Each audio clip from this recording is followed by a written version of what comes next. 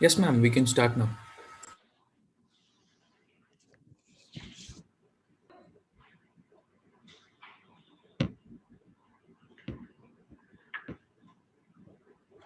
Vaishak, principal, please ask principal for the. Yes, ma'am. Principal, ma'am, are you there? Okay, it's okay. Yeah. Can we start? Yes, Yes, ma'am, we can start. Okay. Okay. Yeah, fine. Hi. Good morning. Good afternoon, teachers. Good afternoon. Yes. Beloved students, and the chief guest of the day, chief speaker of the day, Miss Sindhu Nair. Miss Sindhu, DMIS cordially invite you to this fourth session of the Career Awareness Week. So today is the 10th of March. Starting from Sunday till tomorrow, this is the Career Awareness Week for our students, just to enlighten them on the different areas, different fields, how they can choose a career, all these things. So let me give a brief about Miss Sindhu. Miss Sindhu Nair is an architect by qualification with over 18 years of experience in the field of content management. She is the editor and creator at Scale Qatar and editor-in-chief at the New York Times Style Magazine, Qatar edition. She has been writing for more than 18 years in the field of architecture, business, construction, real estate, and human rights, and has worked for various interior and architectural magazines in India. Recently, Ms. Sindhu is awarded as Women in Media, that is the Jwala Award. Congratulations, Ms. Sindhu. Thank you. That was a surprise for on me this also. occasion, on behalf of complete DMIS fraternity, I would like to congratulate you on this. Thank you so much. Thank So, you. Ms. Pindu, the floor is yours, and you can start your presentation. Thank you. Thank you, Ms. Padmini, and thank you, Vaishak, for giving me this honor and, for bringing me onto this medium and to DMIS, which is very close to my heart because both my daughters studied in DMIS. My elder one was the head girl, and she is now working as a design engineer at Dyson, one of the most, one of the owner of Dyson is one of the most influential persons in the UK and the richest person also in the field of, and he's very famous in the field of design. So it's a very innovative company, and I'm proud that Kavya passed out from DMIS and went on to an institute, to an organization like Dyson. So I hope that what I say today is inspiring and helps in guiding at least some of you, because I feel that personal stories are best when it comes to inspiring and even, helping you take that step towards what you want to do in your life. So I am an architect. I studied architecture from NIT. I'll start by sharing screen.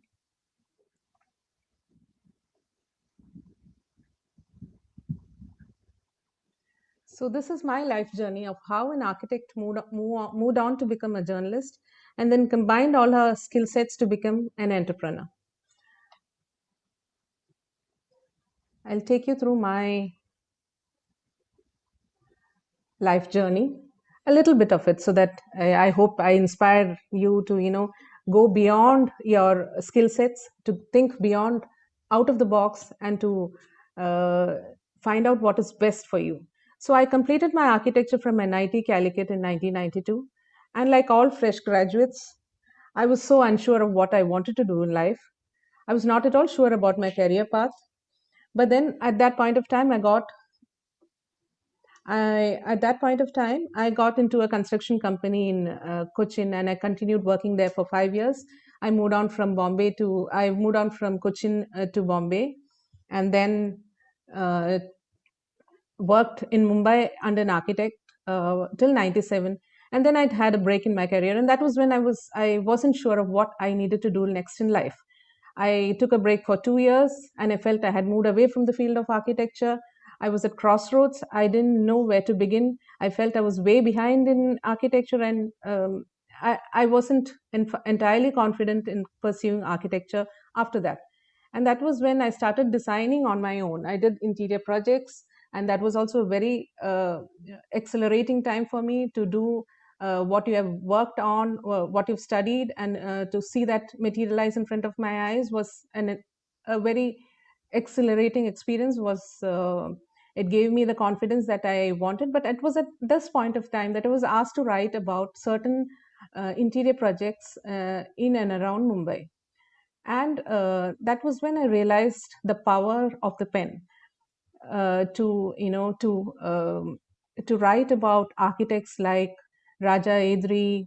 I don't know if young students like you would know such great names, but these were the stalwarts in architecture. And for me to be in touch with them, to write and to be in touch with them, to know about their designing process, and then to put this all in paper and have my name under it was so powerful. For it empowered me as as an architect, because I was here at this crossroads of my life, and then I was in touch with such greats, and then talking to them and putting it all down in my own words. It gave me an extra bounce of confidence. And that was a period of exploration for me from 2001 to 2000, from 2000 to 2004. And I wrote for a number of magazines. I was also the head of I also edited few magazines. I used to write for magazines like Indian Architect and Builder. If you're in the field of architecture, you would be aware of all this, so I won't spend too much time on that. But in 2005, when I moved to Doha, I was at crossroads. Again, I could see a lot of construction happening. Architecture was one of the, you should say, one of the important things, professions that was at that point of time because of the construction happening. But then I came to know that there was no designing happening in Doha at all. Most of the designs were from foreign architects, big names. And then what you would do was just translate their designs into working drawings. So this was not something that I wanted to do. And that was when I decided to move into hardcore journalism, because there were no architecture magazines available in Doha at that point of time. And then I moved on to writing about banks, about retail malls, about news in Doha. And that was the time when, sorry.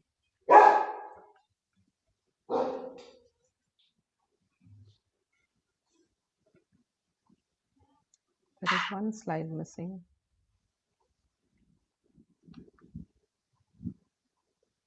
Can I just pause share for a minute? Sure, ma'am. No problem. One slide seems to be missing in this. Okay, so this was the point of time when I started to find out more about the country that was completely new for me. I started appreciating a small country that took a giant leap from pearl diving obscurity to gas abundant country that minted money was an inspiration for me. For me, it was about writing about the first Mosellat buses in 2007, to the inauguration of the gas trains, the opening of Asian Games, the new universities that were coming up, the healthcare industry that was constantly being updated. This was completely new for me, to see how a country which had which no one knew about. Everyone knew about Dubai, but nobody knew about Doha. And this was a country which rose from, you should say, from just obscurity. Nobody knew about the country, and how it built each stone, and with the vision of the leaders, built a knowledge-based economy, was astounded me and made me want to know more and more about the country. And that is how I was so passionate about writing in Doha. I worked from 2005 to 2017 in magazines like Qatar Today, which was a news and business magazine. There is a slide which shows all the different magazines I worked under, but that slide doesn't seem to open here. So So they were magazines like Qatar Today, Glam, New York Times, Qatar. These were the magazines that that had taken care of during my period at the publication. So till 2017, I was exploring, finding out, appreciating the country that I was part of, and till I stopped working for that company in 2017 and moved on to start something of my own. So in 2019, no, it doesn't work. So in 2019, I launched Scale, an online art, architecture, and design magazine that talked about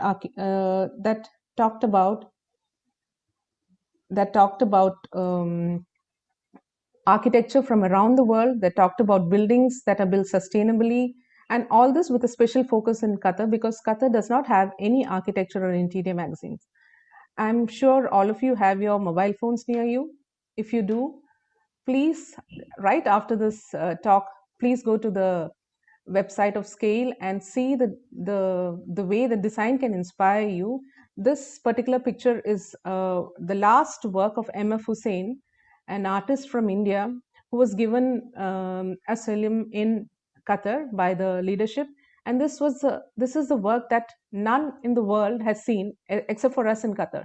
So I can't emphasize on the importance of being in this country is, at this point of time, because the amount of art and culture that is happening in Qatar cannot be seen anywhere else at this point of time. So Scale now has around 300,000 visitors to its website, and I want all of you, if possible, if you're interested in design, to go and experience this, this delight in design that I'm exploring through my magazine. So to take you through some of the work that Scale has covered, this is a stool that is made of, any guesses? It's made of recycled masks. And so it is made into benches after it's completely cleaned and reprocessed. This is an installation by an architect. These are all articles within Scale. This is just to make you inspired by the power of design. This is an installation where a set of 3 bright pink seesaws are used to break the barrier between US and Mexico. So it allows people to interact across borders, and this also won an design award, and it was described by the judging panel as a symbolically important installation that highlighted the possibility of things and of design. This, can you see this? I hope you can see the design. Yeah. Vaishak? Yeah, okay. Yes. Yes, ma'am. Ma'am, it would be better if you could refresh the screen sharing as well, because some people are saying that they can't. Some Okay. people are saying they can't. Yeah. Now? How do I? It's just showing has started screen sharing. I'll stop and then I'll resume share then. Yeah, that would be better. Yeah.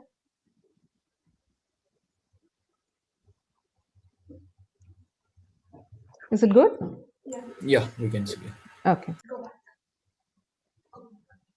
Really beautiful. So this is a work of an artist, and it's made of tulle or a net-like cloth that takes a shape that is sculpted by the artist, who's Benjamin Shine. And this is his latest work, which is called Quietude, which sees a signature tulle medium scaled up to a monument. And this is a completely life-size, no, larger than life-size installation. And it's a monument to mindfulness and self-reflection. And it's taking a little bit of time to refresh. Yeah, okay. So now this is, these are the innovative sneakers designed by various designers from around the world.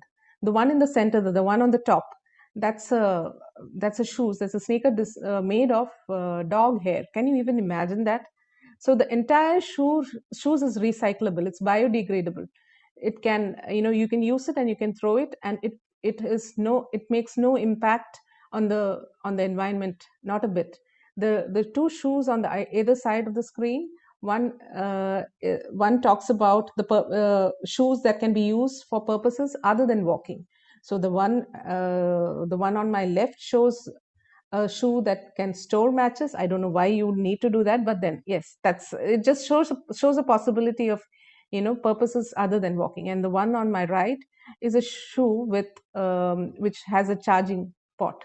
The one below is by a designer called Helen Kirkham, who is an innovator who has designed shoes completely from recycled old shoes. And she has partnered with Reebok, Nike, with all the bigger brands. And she has worked on their old collection and completely reformed it into new shoes. So the possibility of design is endless. And this is what I wanted to show you, that architecture or journalism takes you to a world that is completely new. So now I'll talk about career possibilities. I just wanted to take you through my life journey so that you would be inspired by what I have known and what I have learned from being in this career. So journalism is just the activity of gathering, assessing, creating, and presenting information. And what is the purpose of journalism? It is to provide citizens with the information needed to make the best possible decisions about their lives, their communities, their societies, and their governments. Good decision making for anyone in a free country depends on people having reliable, accurate facts put in a meaningful context. So journalism pursues truth that is more down to earth. The journalistic truth is a process that begins with the professional discipline of assembling and verifying facts. The importance of news and the power that it gives to make decisions is immense. So as a journalist, your ability to put down news in the most accurate form, which I am sure we all know that it's not being done in the world today, but that by nature is the truth of journalism, that you have to be true to yourself, to the power of giving information to people. The right information to people is what journalism is known for. The truth should be above everyone's self-interest or assumptions or the affiliations of any person or organization. The very aim of journalism is thus very pure in intent. And sadly, it has changed in so many countries, but we can still try our best. So what do you need? Do you have the skill sets to be a journalist?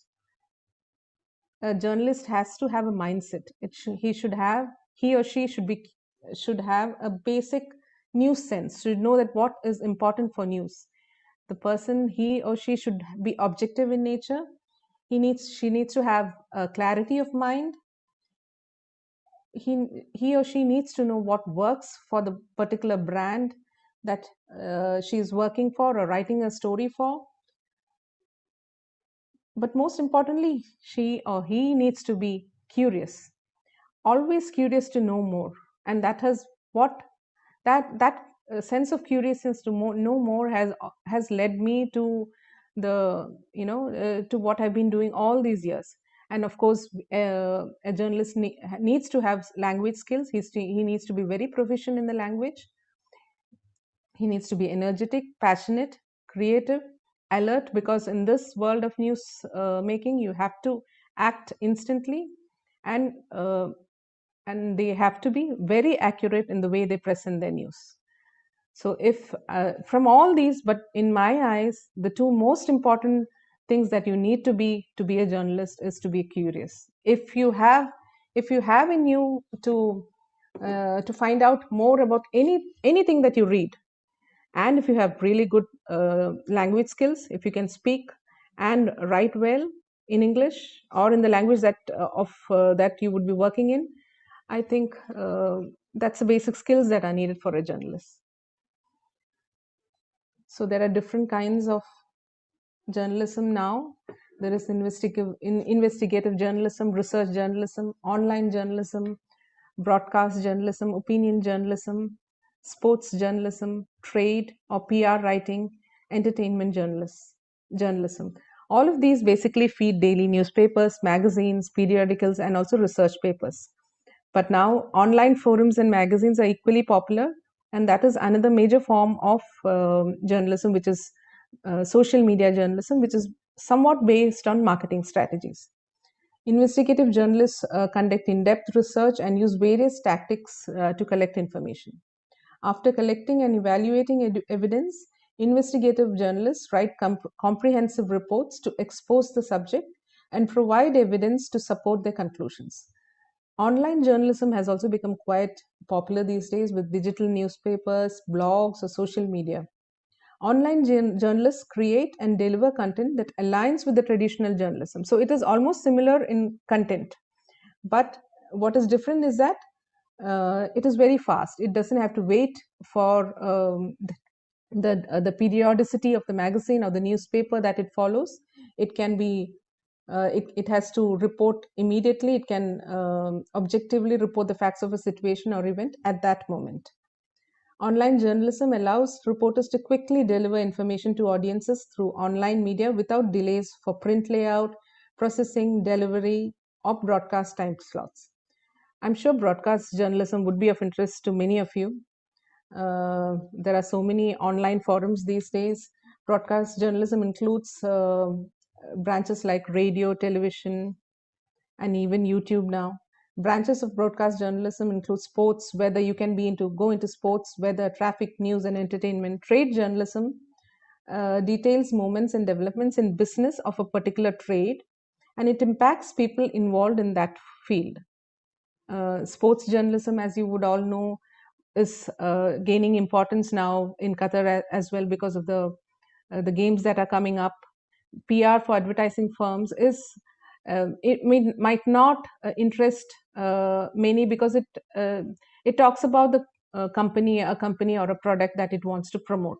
It doesn't. It is not journalism in its pure intent, but it follows many of the journalistic principles of combining or finding truth and finding facts about the facts and research about the products that it is writing about.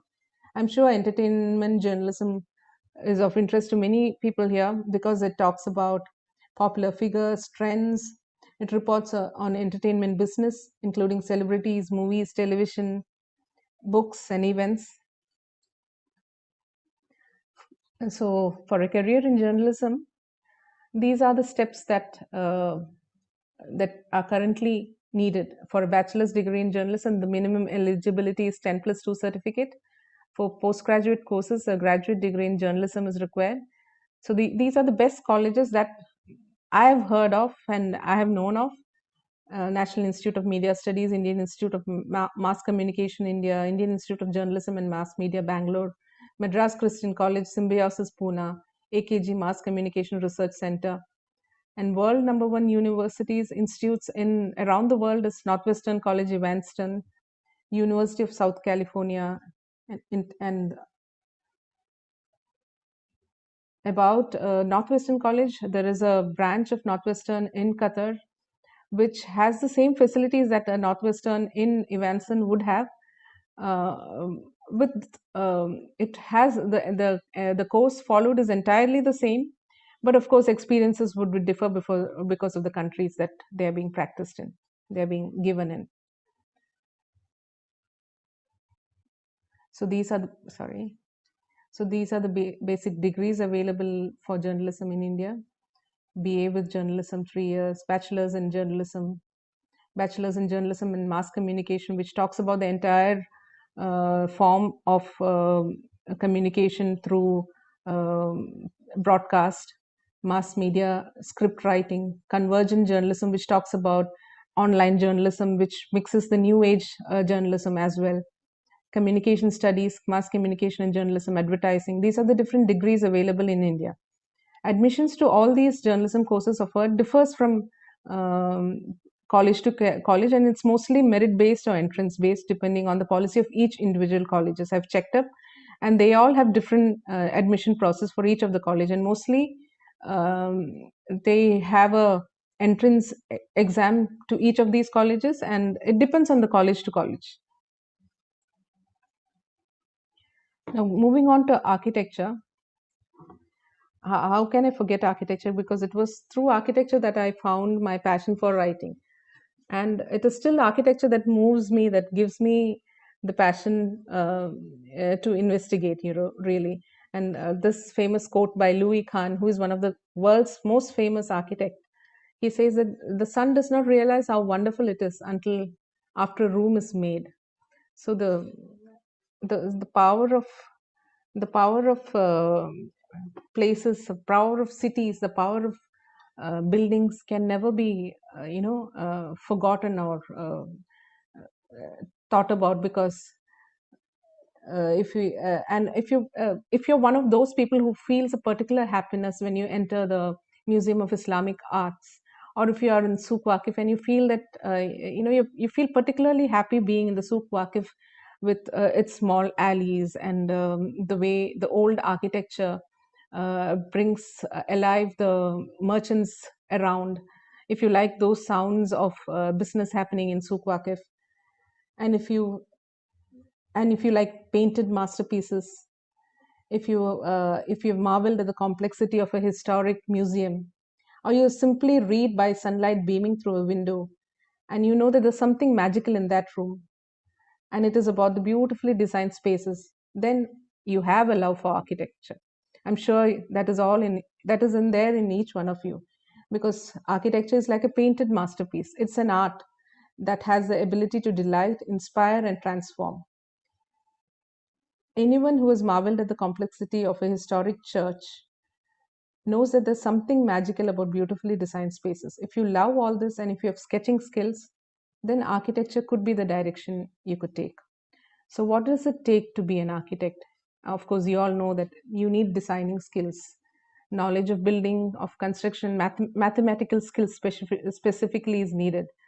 Being detailed in your drawings, being detailed in each aspect of the building, in being detailed in finding out the purpose of the building, your reasoning skills, if you have reasoning skills to explain why your design should be the one the client needs to take. If you have excellent verbal communication skills, if you have analytical thinking skills, and if you have an intuitive power, then I suppose you could opt to be for a career in architecture. So what I felt that the benefits of taking up architecture and journalism are almost similar, because it's both are creative and both are always challenging. That's the pros and the con.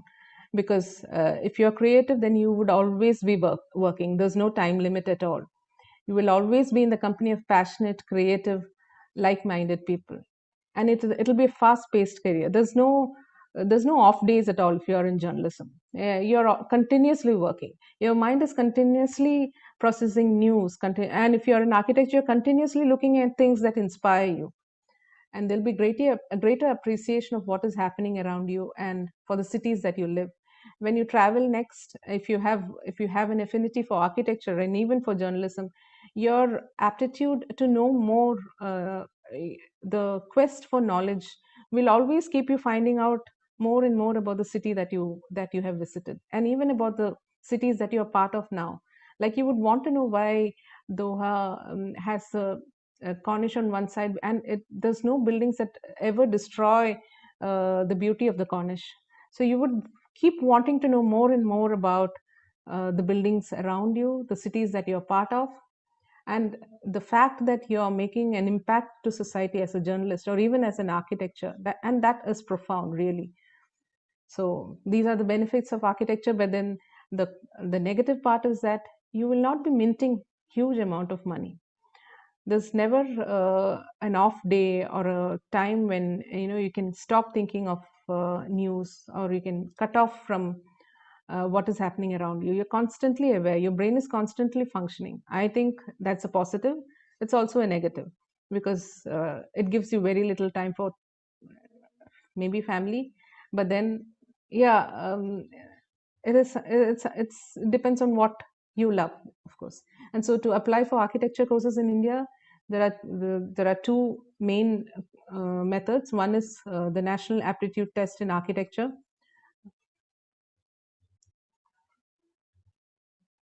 Most of the private colleges in India need students to go through the NATA for admissions.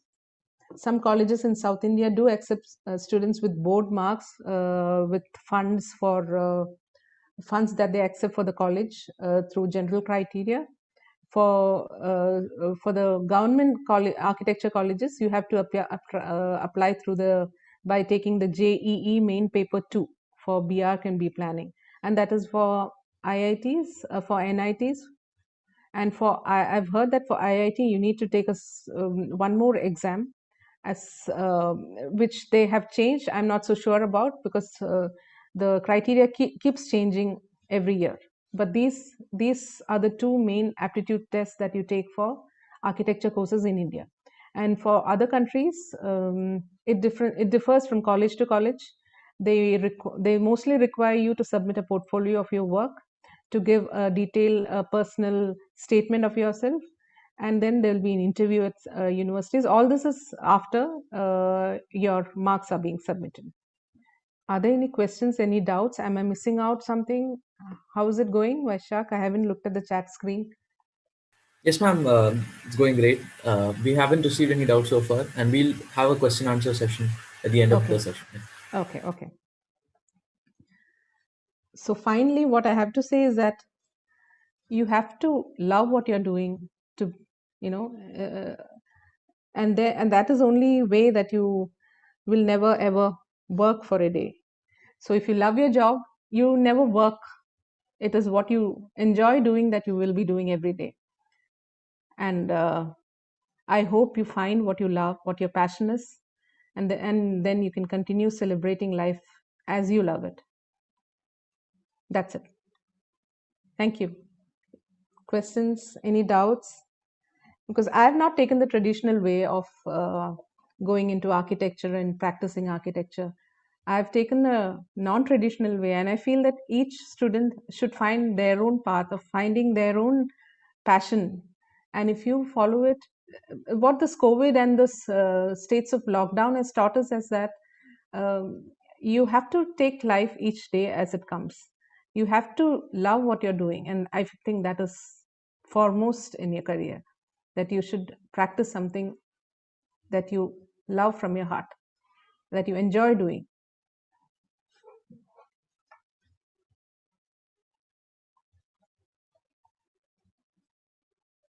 That was an amazing session, ma'am. I'm sure everyone enjoyed that. It was really enlightening, really informative. Anyone has any doubts, please feel free to unmute and ask ma'am here.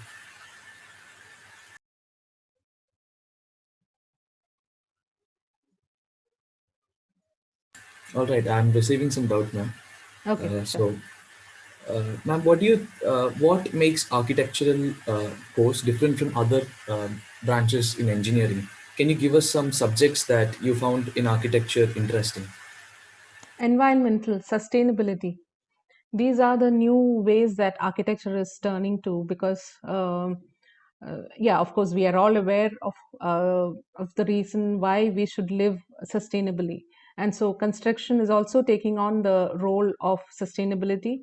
Um, Talking generally, I know of many colleges, but not in India, outside India, which has, like the college that my daughter went to, SUTD, Singapore University of Design and Technology, has an architecture course only on sustainable architecture.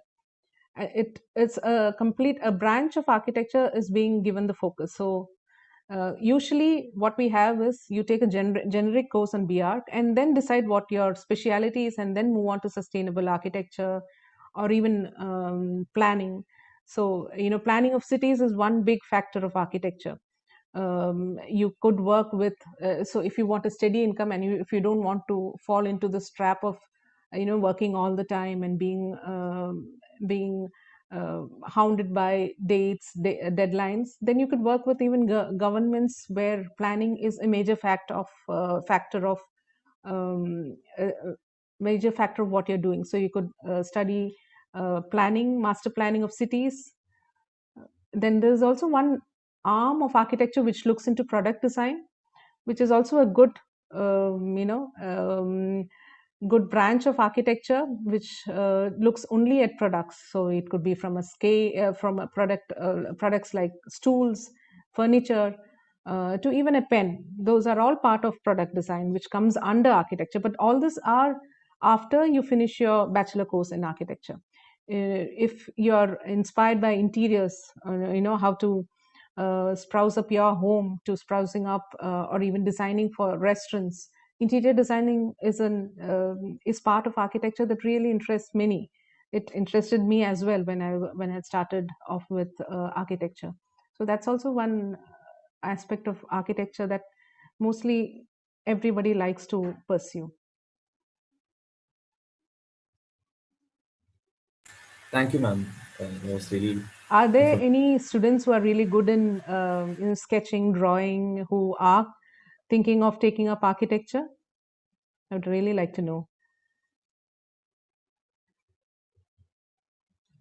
Okay. Dia Koshi wants to do. Oh, yeah, many. That's good. Yeah. How about journalism? Oh, great. How about journalism? Who wants to do journalism? Oh, two. Prakash. Yeah, great. I don't know why I'm more happy when I see people who want to pursue journalism, because I feel journalism, if it is followed in the right way, it's a it's something wherein you're really serving citizens, where you're serving the people by giving them the truth of the matter. That is, if you follow it to the T. If you are a real journalist, you will only follow or write the truth that's happening in the world. That's why I follow the safe path of writing about architecture, because there's nothing controversial anyway about writing about architecture. But now politics is such a difficult, different field. It's exciting, but it's very I don't know. It's a place where there's no truth.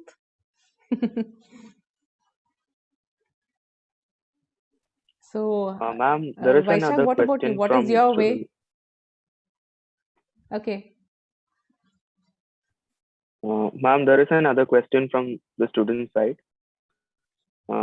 It's like, do you need to be an artist by nature to be an architect? No, actually, no. See, I do not draw very well. And that was why I was always hesitant to practice architecture. And now with the technology that is coming in, you don't ever have to. It is always good for an architect to keep sketching, because you can remember details when it's on paper, when you can see it. But then now the technology is so advanced that whatever you have in mind can be put in on 3D through technologies like AutoCAD. And there are many varieties of AutoCAD that by which you can completely design the details of a house, to a stool, to a chair. Everything can be designed with just specifications. So you don't have to draw very well to be an architect as well. But I feel it is always best to keep sketching. You can improve, but you don't have to be perfect at all, because technology takes half of the job out of our hands. And now there is 3D printing, which is with which you can completely design and print the entire structure. Like a building can be printed on 3D and used immediately. So the technology is advancing every minute, and it is taking many of our skills out of our hands. But of course, an architect will never be obsolete, because it's their own power of design that comes across. That special skill of an architect will never be replicated by technology. That's what I feel. Like an artist can never be, like artwork can never be, taken over by technology, by AI. But there are examples of even Mona Lisa, the biggest artworks being replicated by technology, but then it will never come close to the original. That's my belief, and I feel it's the right thing. So you don't need to have excellent skills.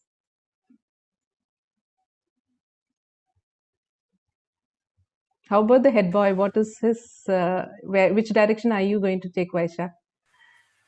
I'm planning to go for engineering actually at the moment. Okay. Which field in engineering have you Mechanical decided? engineering is what I'm exploring. Right. Now we have some questions on journalism as well. Okay. So, ma'am, do you feel that digital resources can help in the propagation of journalism or in how news is spread in the coming future? Yes, of course. Instagram has become a main tool for journalism these days.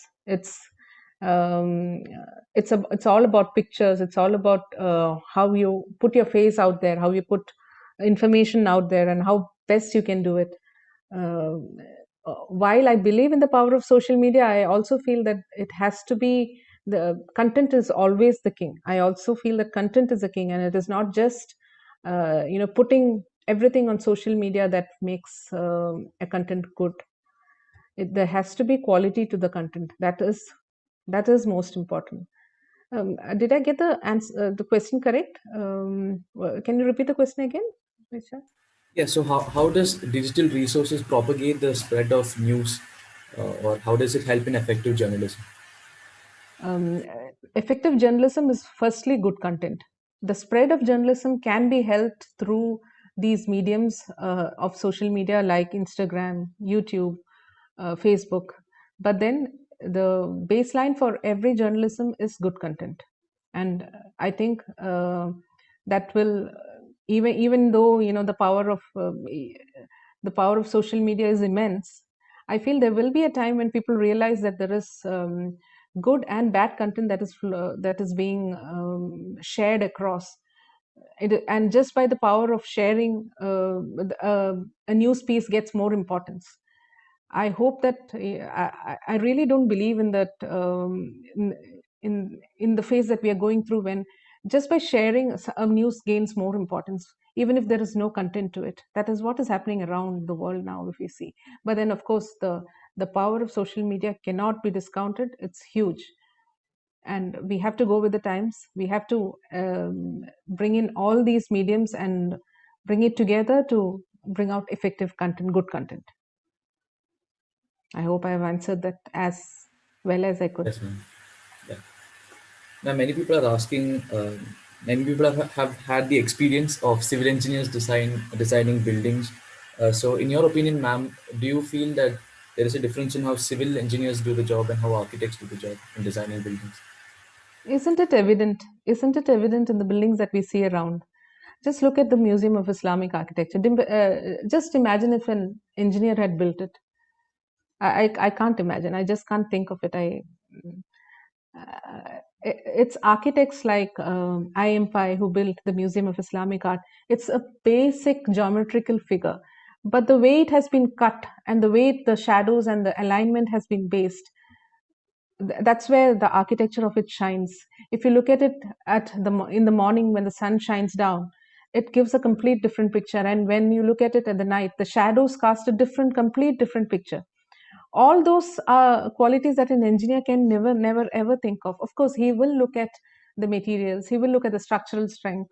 It is a coming together of engineering and skills of architecture that would make a perfect building, I would say. And it's not as if I am downplaying the role of an engineer. An engineer is needed to design the best structural buildings. Yes, he has to test the strength of the structure, but to build a building from materials that are available close to, of course, Museum of Islamic Arts doesn't follow that pattern of taking buildings materials from around Doha, but then to think and to design a structure so complicated as the Museum of Islamic Art and make it seem so simple can be done only by an architect. Look at National Museum of Qatar. It was imagined by Jean Nouvel, after he saw the desert rose. Who would even think, would an engineer ever think of the desert rose while he designs a building? No, it is not. An engineer designs, or he would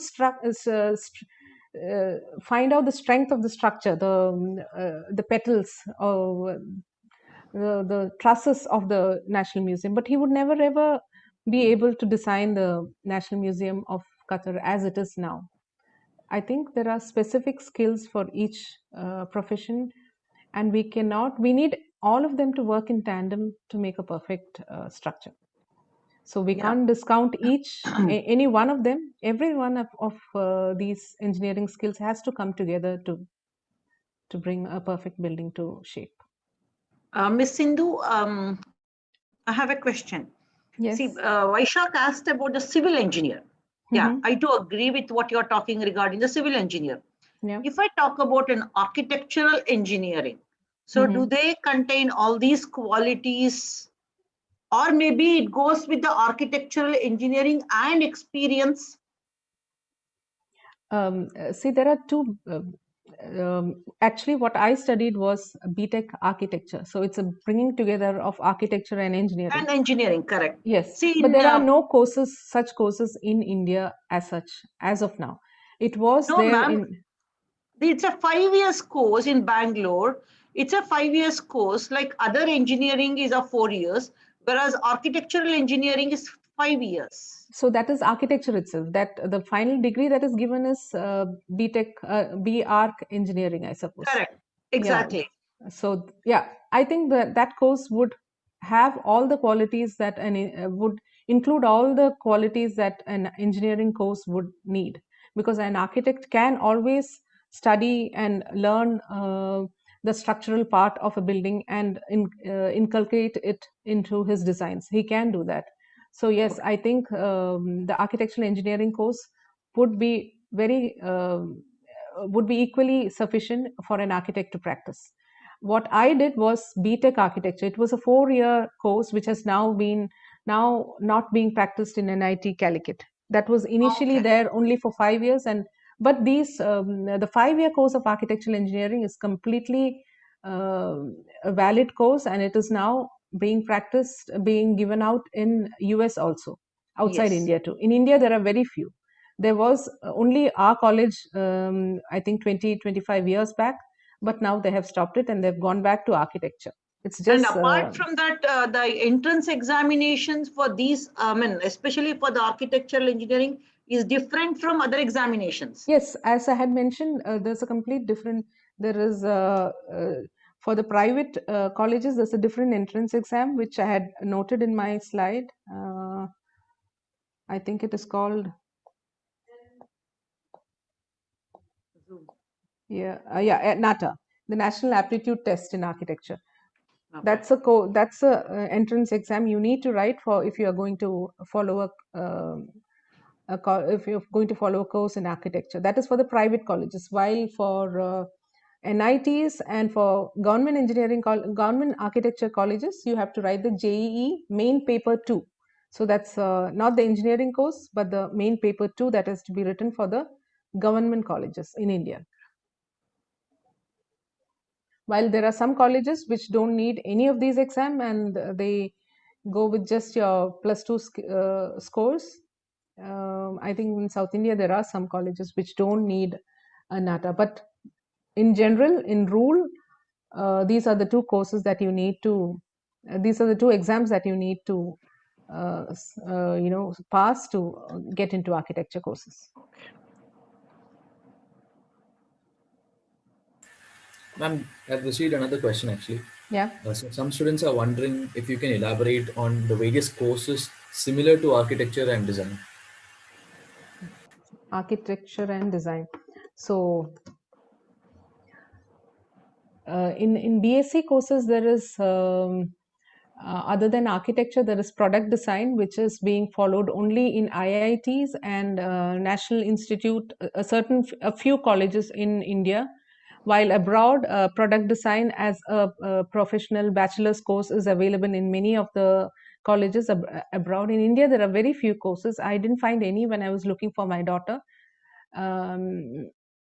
I found that there was one in an IIT, but then it was not a bachelor's degree, it was a diploma course. And that's why I didn't enroll my daughter into that course in India. So that's why I took her to a course that gave an engineering, that gave a postgraduate degree in engineering. Sorry, a graduate degree in engineering. But for product design as such, which I feel is the way to go in this era, in this new era. I feel designing of each product is gaining more and more importance, and I think that's one of the courses that you should really look at. There are courses available in India, but there's only two colleges that gives it. One is the IIT, and one NIT, which I'm not very sure of whether whether the course is still available. I can find more and maybe about the NIT college. I can find more and maybe pass on the information to Vaishak later on. But as of now, for product design, there's only the IIT that is available, which gives a diploma in product design, not a degree. While if you are looking outside India, there are a lot of courses available on product design. There's a course available on environmentalism, on sustainable design. There's also a few courses on city planning. Most of this are available outside India. But in India, after BSc is when you can, after the bachelor's degree is when you can pursue specialization into each of these architecture courses. All right, ma'am, great. We have one more question regarding journalism. Uh, many journalists today, it is said many journalists today do not have the intention of spreading the truth and only write for money or personal gain in pure bias. I So know. what do you have to say about that, ma'am? I really don't agree to it. That's why I'm very disappointed with the journalism that's happening around the world, especially in India now, because and that is why I told about the power of if you keep spreading false information, then after a while it becomes the truth, and that is what we should guard ourselves from. Be completely, as a citizen, we should be given information that is completely true, that is verified, and if that's not being done, then there's something inherently wrong with the system, with people who are practicing journalism, and that's where we are headed. I'm really disappointed with how the world is turning out to be, especially India, I should say, because there are so many news channels, and I fear the broadcast channels these days. I don't watch the news because it only helps me helps my BP go up. It doesn't help me gain any information. There are only headlines that I can see. News in its prime form of supplying the truth is non-existent almost, I would say. This is but then there are so many mediums that follows truth. I don't want to bring up names now because it wouldn't be fair, but there are, if you are a diligent news reader, and if you are a pursuer of truth, then you would find channels or newspapers or mediums that bring together only truth as it is. So as citizens, I think we have to be doubly aware and look out for truth, because these days politics seems to have taken away the value of news as it is. All right, ma'am. Thank you so much. We have some questions. One question related to architecture, actually. Yeah. Ma'am, can you elaborate on the role of an architect in a construction project? In a construction project, the role of an architect is the building has to be first imagined by the architect. The architect is the first person who designs the building. Depending on the factors that he takes into consideration is the location first, where the building is located, from which side the sun is shining, from which side is the wind blowing. So these are the factors that the architect takes into mind before he construct the building. And for that role, only an architect, I feel, can give justice to, because he imagines the building before it is even there. He sees the building as it is on the location. The shape, the structure, and the setbacks of the buildings from the corners of the site, from the location, is all in his mind, and it's from there that he starts planning for the building. He then talks to an engineer, and with the engineer he designs the structure of it, and then goes into various factors like the air conditioning, the flooring. Each department is taken care of and given an idea of by the architect, which is executed by the contractors through the engineer's approval on each of the products used, on the strength capability of each of the materials that are used. So I don't know how I can explain the role of an architect. It starts from the first line that he draws to the completion of the entire project. Is that? All right, ma'am. Great. Does that Ma'am, answer the question? Yeah, perfectly answers. Yeah. After listening to you, many people are rethinking about architecture to actually pursue it. I hope so. Wonderful speech you've given, ma'am. Moreover, Ms. Sindhu, I want to ask you a question. See, Yes. earlier days, what happened is whenever they used to draw anything, they used to have a drawing board, and they used to have the ruler and whatever yeah. the instruments. Nowadays, they go with the CAD software. Yes. So CAD is much more precise and accurate than the earlier one. What do you say? Of course it is. It is much more accurate. But then you need an architect to imagine what the CAD has to come out. The architect has to sketch it, has to first imagine it, to give it dimensions. CAD cannot draw on its own. So I feel CAD is an effective tool to bring out the architect's aspirations. It's an effective tool. Technology has given us one more it makes our work much more easier by making each and every drawing more detailed than it used to be. And now entire buildings are completely drawn on completely worked out on AutoCAD, and there are Yes. other applications where the complete process can be seen. You can see it as soon as you finish a room. The entire 3D of the room can be seen. You can walk through the rooms. So these are all technological innovations which makes work so much more easier for an architect. That's So sketching is not foremost for an architect, but I would always say sketches are always sketches are important when you start off. For someone to visualize the building, to visualize the place, you can start off with the sketching and then work on it through technology.